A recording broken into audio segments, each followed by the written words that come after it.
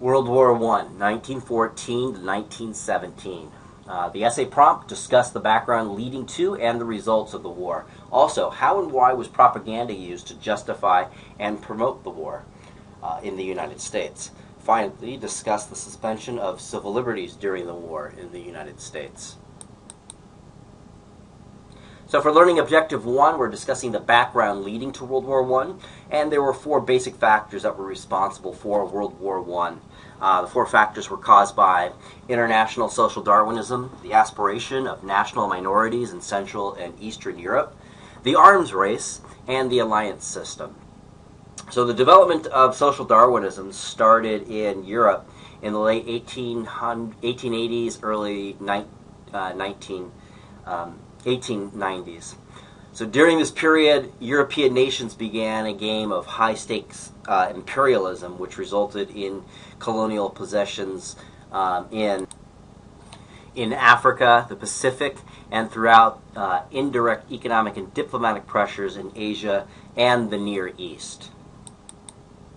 And as discussed, the United States joined the international imperialism game for a larger empire in the 1890s, particularly in its war with Spain in 1898. For Americans and Europeans alike, these new acquisitions helped to keep the fat in their economies. For Europeans, the colonies contributed heavily toward a standard of living that Europe could not have achieved on its own.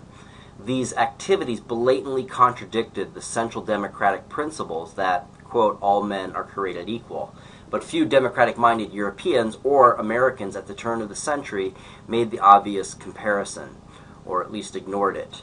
They followed a double standard, one kind of behavior for domestic purposes, another for the colonies. The question of national minorities was almost exclusively a Central and Eastern European concern. In the West right here, most boundaries were of long standing and followed recognized lines of national allegiance. So we're talking about Portugal, Spain, France, Great Britain during these days.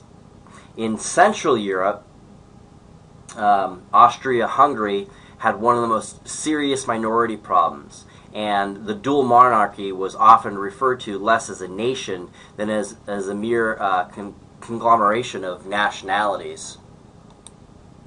In the partitions that destroyed the independence of Poland in the 1700s, Russia received a large share. The rest had gone to Prussia and Austria. Hence, from the very start, the Polish problem had involved all three Eastern powers. So in order to gain protection from the Austrians, the Czechs and the Southern Slavs looked to Russia for deliverance. The Turks, which is the Ottoman Empire down here, had been the oppressors of the Balkan people up here in this area for more than 500 years. The Balkan drive for national liberation against the Turks, which began in the early 1900s, was completed in the First Balkan War of 1912 to 1913. Independence settled nothing. No Balkan nation was satisfied with its boundaries of 1913. Each had fellow nationals living within its neighbor borders. It was obvious to any astute observer of the Balkan scene that the settlement of 1913 was no more than an uneasy truce. And third, you have the arms race that's going on in Europe. Of all of the ramifying conflicts that contributed to the origins of World War I, the Anglo-German naval race seems the one that might mostly have been easily avoided. On any rational grounds, Germany did not need a big navy, for it was basically a land power guarded by the world's finest navy. It's a landlocked.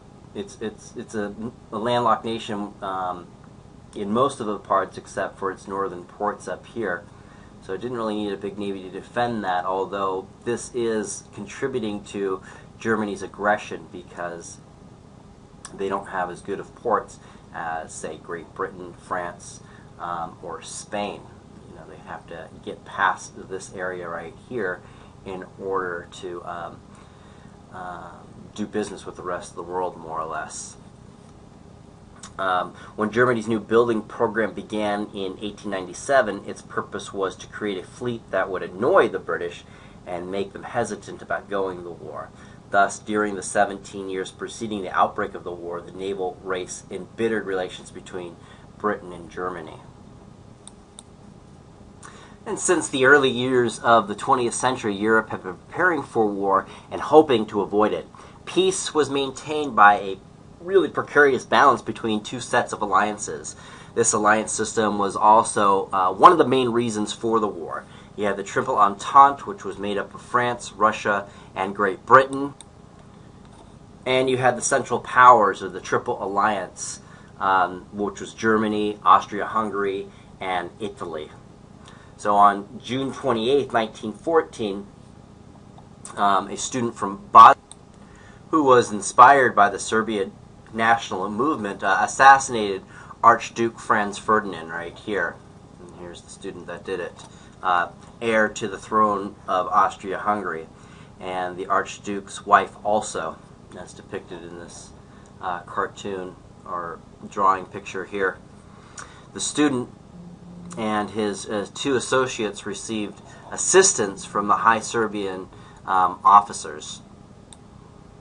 So Austria was determined once and for all to put an end to the Slavic threat.